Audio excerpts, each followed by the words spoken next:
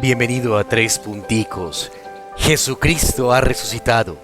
La tierra entera se llena de alegría y júbilo porque la vida venció a la muerte, muriendo el que es la vida y resucitando de una vez y para siempre. La liturgia de la palabra de este domingo de resurrección nos regala una especie de sinopsis de todo lo sucedido en esta Semana Santa que hoy termina. Y hoy, en los Tres Punticos, reflexionamos alrededor de un lugar y dos acciones que se desprenden del mismo. Primer puntico, el lugar. Sepulcro. Indudablemente la palabra sepulcro nos desplaza casi que de forma inmediata a la realidad de la muerte. De hecho, el Viernes Santo terminamos la acción litúrgica dejando a Jesús en el sepulcro, el lugar de la muerte, del silencio, de la ausencia. Dice el Evangelio de hoy que muy temprano María Magdalena se encaminó al sepulcro.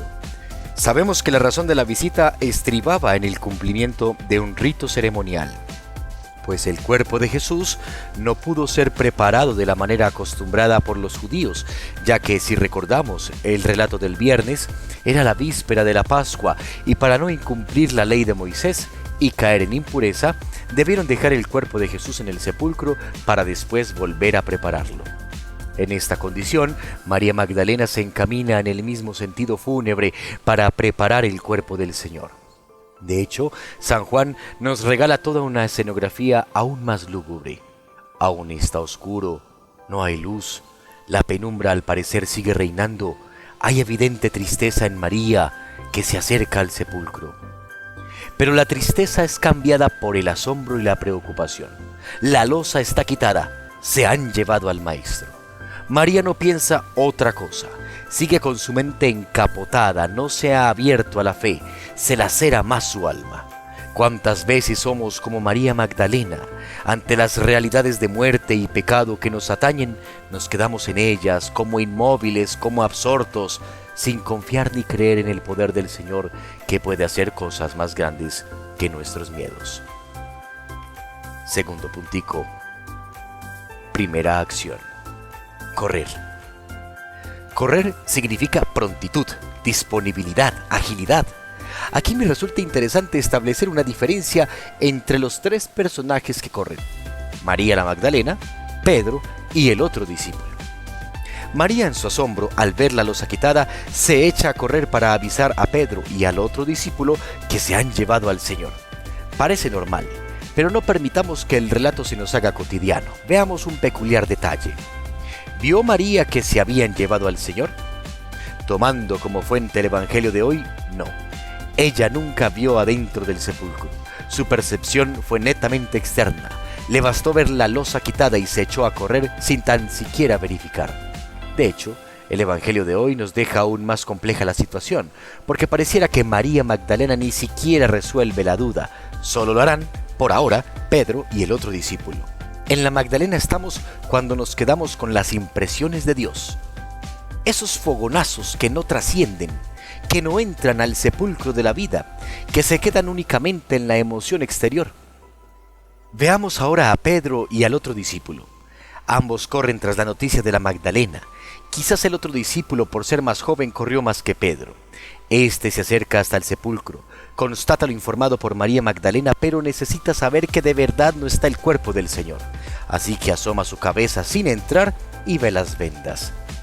En el otro discípulo están quienes se aventuran con velocidad y determinación a la vida de Dios, pero luego de estar delante del misterio, temen. Solo asoman la cabeza, prefieren no entrar del todo, les asusta el compromiso que puede generar tal experiencia.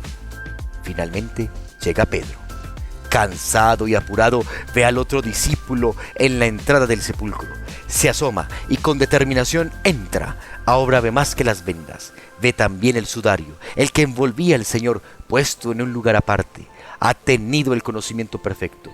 No se lo llevaron, como decía la Magdalena, y habría constatado el otro discípulo, ha resucitado. En Pedro está quien, a su ritmo, con su humanidad, se abalanza al proyecto de Dios y en plena confianza con el temor y temblor que éste requiere, se adentra a la intimidad de Dios porque sabe que allí fortalecerá su fe. ¿Con cuál de los tres que corren me identifico? Tercer puntico, segunda acción. Creer. El pasaje de la resurrección termina con un acto de profunda fe. Cuando el otro discípulo ve que Pedro entra, pierde el temor y se abalanza al interior del sepulcro. Y San Juan nos regala el efecto. Entonces vio y creyó. ¿Pero en qué creyó?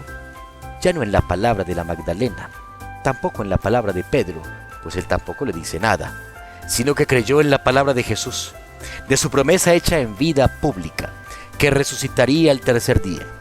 Dos enseñanzas nos regala este momento. Primero, que en muchos casos necesitamos de un Pedro, que nos dé la valentía suficiente para adentrarnos en el amor de Dios. Incluso, quizás algunos de nosotros seamos ese Pedro.